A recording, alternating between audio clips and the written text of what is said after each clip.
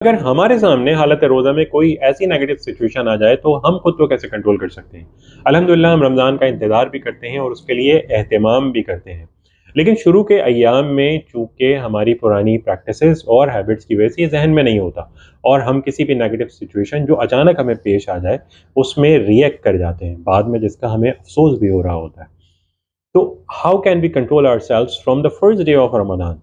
हदीस में इसका एक बेहतरीन हल पेश किया। अल्लाह के रसूल सल्लल्लाहु अलैहि वसल्लम ने फरमाया, अगर कोई तुम्हारे साथ जहालत का मामला करे या तुम्हें गाली दे, तो उससे कह दो कि मैं रोज़ेदार हूँ। ये एक जुमला हमें बहुत से गुनाहों से और बुराइयों से बचा सकता है कि मैं रोज़ेदार हूँ। अपने आप को बार-बार याद दिलाएँ, आई एम फास्टिंग।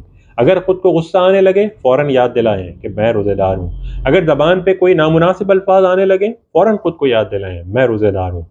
अगर ज़हन में कोई नेगेटिव ख़्याल आने लगे, फ़ौरन खुद को याद दिलाएँ, मैं रोज़ेदार हूँ। अपने अतराफ़ में कुछ रिमाइंडर सेट कर दें, जो हमें ये याद दहानी बार-बार कराते रहें। एक आसान हल ये है कि अपने मोबाइल स्क्रीन पर ये जुमला लिख दें। ये एक जुमला हमें ना सिर्फ गुनाहों और बुराइयों से बचाएगा, बल्कि अपनी ज़िंदगी में पाकीज़ा तर्ज़ ज़िंदगी की तरफ ले जाने में भरपूर मदद करेगा।